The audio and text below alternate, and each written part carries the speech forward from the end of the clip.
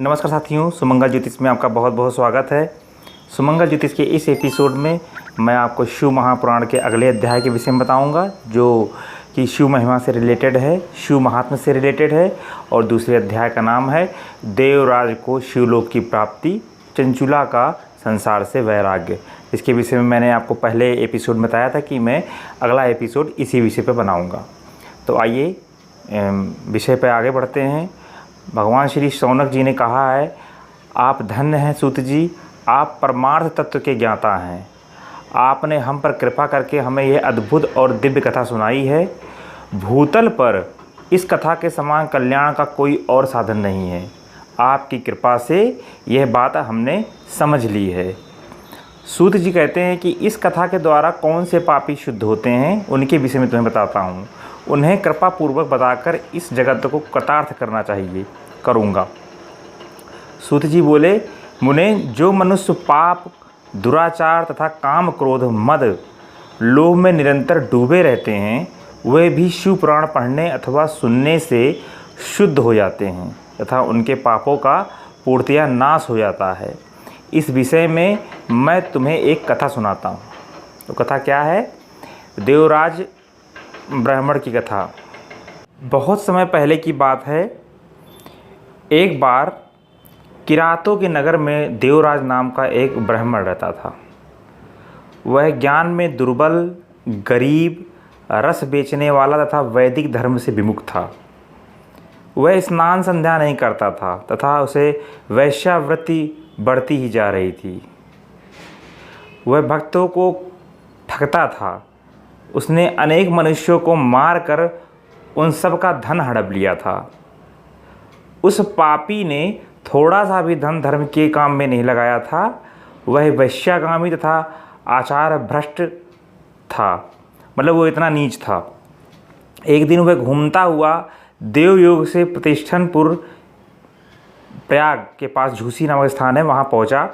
वहाँ उसने एक शिवालय देखा जहाँ बहुत से साधु महात्मा एकत्र हुए थे। देवराज वहीं ठहर गया उस दिन। वहाँ रात में उसे बुखार आ गया, ज्वर आ गया और उसे पीड़ा होने लगी। वहीं पर एक ब्राह्मण देवता शिव पुराण की कथा सुना रहे थे।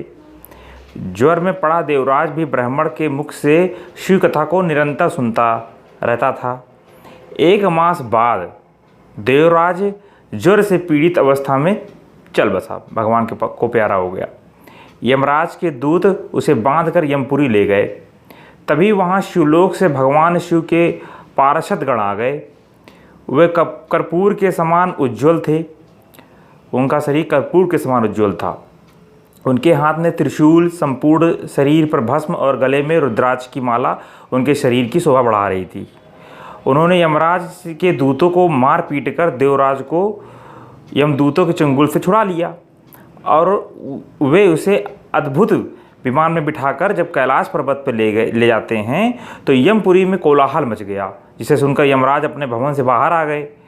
साक्षात रुद्रों के समान प्रतीत होने वाले इन दूतों का धर्मराज ने विधिवत पूर्वक पूजन कर ज्ञान दृष्टि से सारा मामला जानने के प्रयास किया। जाना, उन्होंने भय के कारण भगवान शिव के दूतों से कोई बात नहीं पूछी।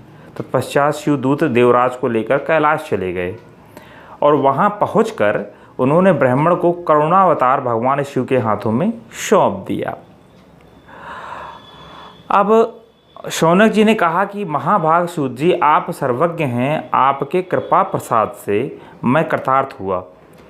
इस इतिहास को सुनकर मेरा मन आनंदित हो गया है। अतः भगवान शिव में प्रेम बढ़ाने वाली दूसरी कथा भी कहिए और उसे भी सुनाइए प्रभु। तो इसी में तीसरा अध्याय है जिसमें श्री सूत जी बोले कि शौनक सुनो, मैंने तुम्हारे सामने एक अन्य गोपनीय कथा का वर्णन करूंगा, जो कि बिंदुक ब्राह्मण की कथा है। क्योंकि तुम शिव भक्तों में अग्रणी हो और वेद वेत्ताओं में श्रेष्ठ हो, इसलिए तुम्हें मैं बिंदुक ब्राह्मण की कथा सुनाता हूँ। समुद्र तट के निकट प्रदेश में वास्कल नामक एक गांव था, जहां वैदिक धर्म से विमुख महापापी मनुष्य रहते हैं।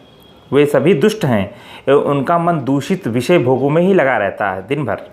वे देवताओं एवं भाग्य पर विश्वास नहीं करते। वे सभी कुटिल वृत्ति वाले हैं। किसानी करते हैं और विभिन्न प्रकार के अस्त्र शस्त्र रखते हैं, वे व्याभिचारी भी हैं। वे इस बात से पूर्णतः अनजान है कि ज्ञान, वैराग्य तथा सद्धर्म ही मनुष्य के लिए परम पुरुषार्थ है। पुरुषार्थ जो व्यक्ति का है वो ज्ञान, वैराग्य तथा सद्धर्म है। वे सभी पशु बुद्धि के हैं। अन्य समुदाय के लोग भी उन्हीं की तरह बुरे विचार रखने वाले धर्म से विमुख हो गए हैं। वो नित्य कुकर्म में लगे रहते हैं और सदा विषय भोगों में डूबे रहते हैं। वहाँ की स्त्रियाँ भी बुरे स्वभाव की, स्वेच्छाचारिणी, पाप में डूबी, कुटिल सोच वाली और व्याभिचारिणी हैं। वे सभी सद्व्यवहार तथा सदाचार से सर्वथा शून्य हैं। उनमें कोई आचरण नहीं है। वहाँ सिर्फ दुष्टों का ही निवास है। वास्कल नामक गांव में बिंदुक नाम का एक ब्राह्मण रहता था। वहाँ अधर्मी, दुरात्मा एवं महापापी था। वो ब्राह्मण महापापी था, दुरात्मा और धर्मी भी था। उसकी स्त्री बहुत सुंदर थी। उसका नाम चंचुला था। वह सदा उत्तम धर्म का पालन करती थी, परंतु बिंदुक वेश्यागामी हो गया था। इस तरह कुकर्म करते हुए बहुत समय बीत गया। उसकी स्त्री काम से पीड़ित होने पर भी स्वधर्म नाश के भय से क्लेश सहकर भी काफ़ी समय तक धर्म भ्रष्ट नहीं हुई, परंतु आगे चलकर वह भी अपने दुराचारी पति के आचरण से प्रभावित हो गई और दुराचारणी और अपने धर्म से विमुख हो गई। इस तरह दुराचार में डूबे हुए उन पति पत्नी का बहुत सा समय खराब हो गया, व्यर्थ हो गया। वेश्यागामी, दूषित बुद्धि वाला एक दुष्ट ब्राह्मण बिंदुक समयानुसार मृत्यु को प्राप्त हो गया, नरक में चला गया। बहुत दिनों तक नरक के दुखों को भोग कर वह मूढ़ बुद्धि पापी विद्य पर्वत पर भयंकर पिशाच बना। आगे चल के इधर उस दुराचारी बिंदुक के मर जाने पर वह चंचुला नामक स्त्री जो थी बहुत समय तक पुत्रों के साथ अपने घर में रहती रही। पति की मृत्यु के बाद वह भी अपने धर्म से गिरकर पर पुरुषों का संग करने लगी थी। सतियां विपत्ति में भी अपने धर्म का पालन नहीं छोड़ती हैं, लेकिन उसने छोड़ दिया था। यही तो तप है। तप कठिन होता है, सरल नहीं होता, लेकिन इसका फल मीठा होता है। आप तपस्या करोगे तो उसका फल आपको मीठा मिलेगा। किसी भी क्षेत्र में विषयी इस सत्य को नहीं जान पाता, इसीलिए विषयों के विष फल का स्वाद लेते हुए भोग करता रहता है। एक दिन देव योग से किसी पुण्य पर्व के आने पर वह अपने भाई बंधुओं के साथ गोकर्ण क्षेत्र में चली गई।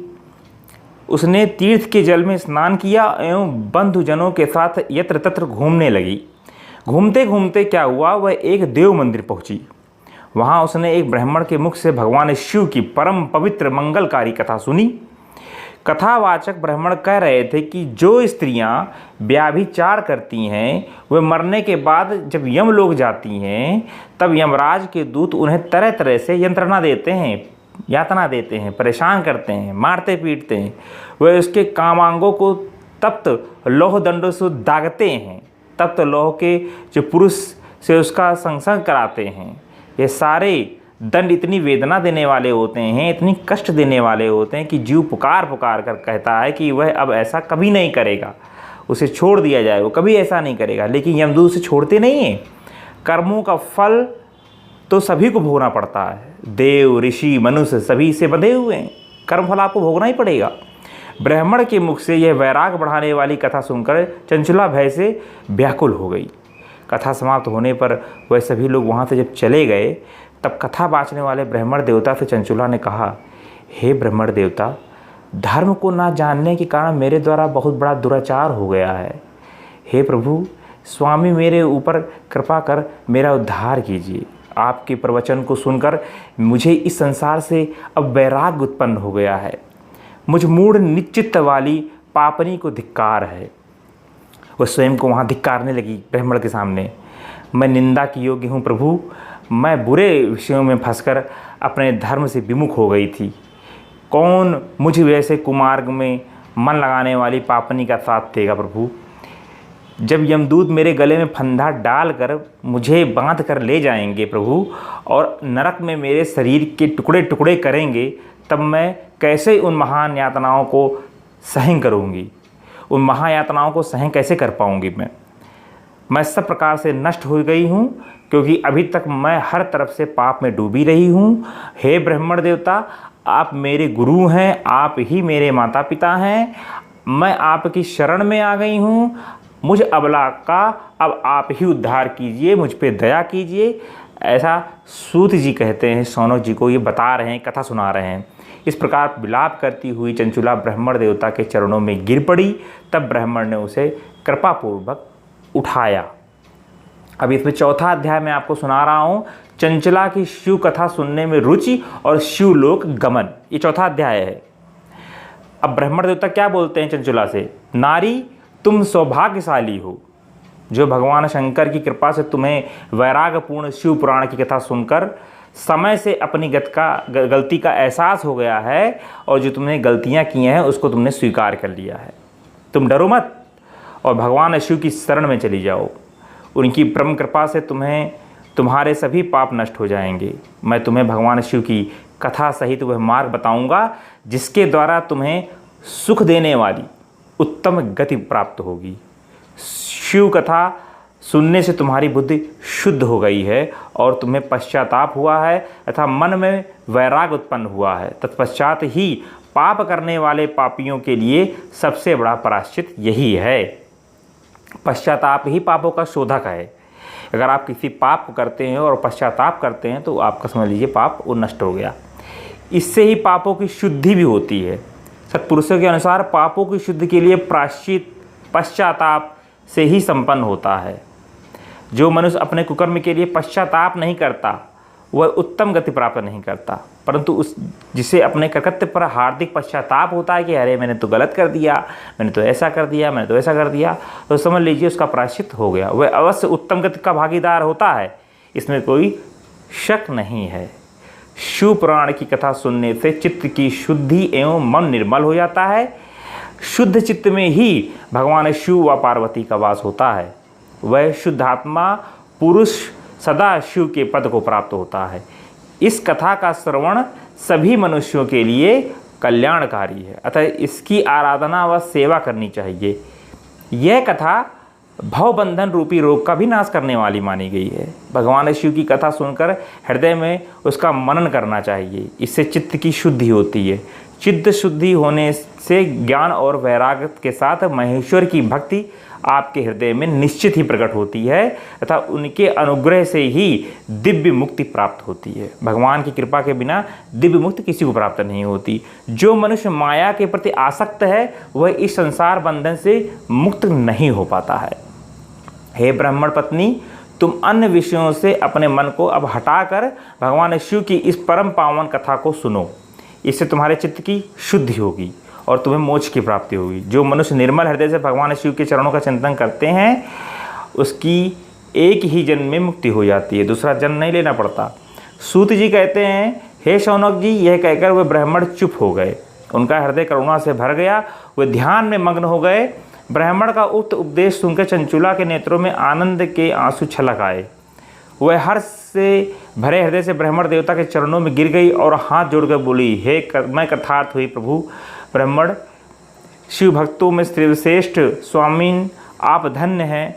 आप परमार्थदर्शी हैं और सदा परोपकार में लगे रहते हैं।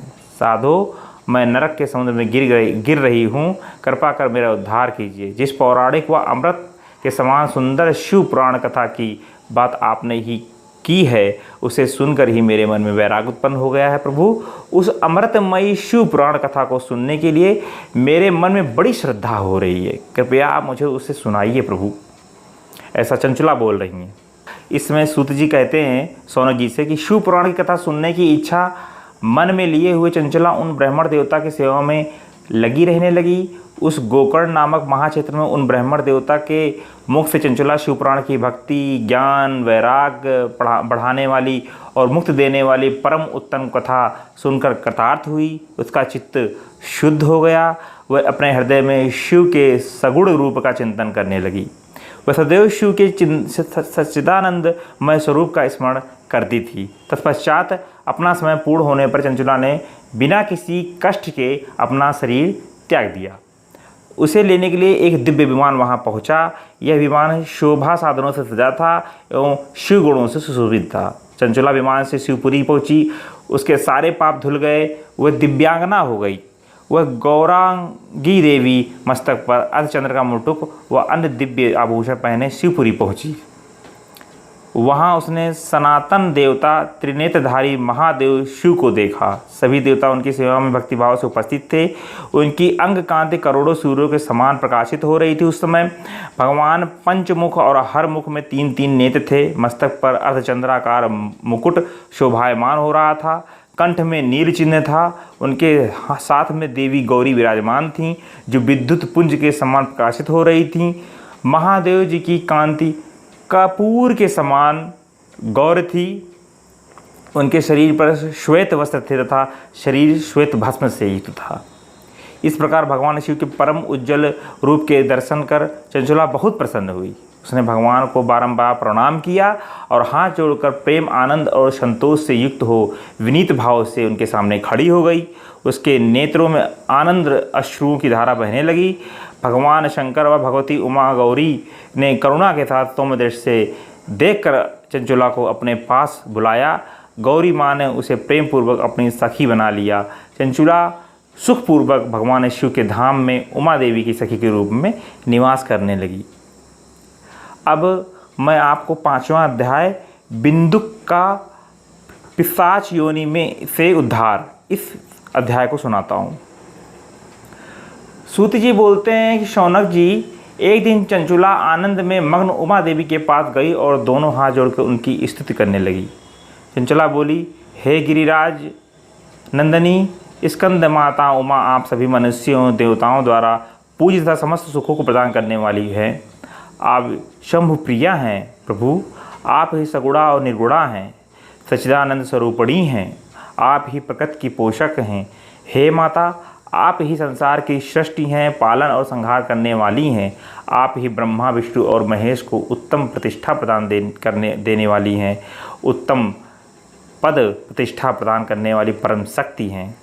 सूत जी कहते हैं, शौनक जी, सदगति प्राप्त चंचुला इस प्रकार देवी की स्थिति कर शांत हो गई। उसकी आंखों में प्रेम के आंसू उमड़ गए। तब शंकर प्रिया भक्त वत्सला उमा देवी ने बड़े प्रेम से चंचुला को चुप कराते हुए कहा, सखी चंचुला, मैं तुम्हारी स्तुति से प्रसन्न हूँ।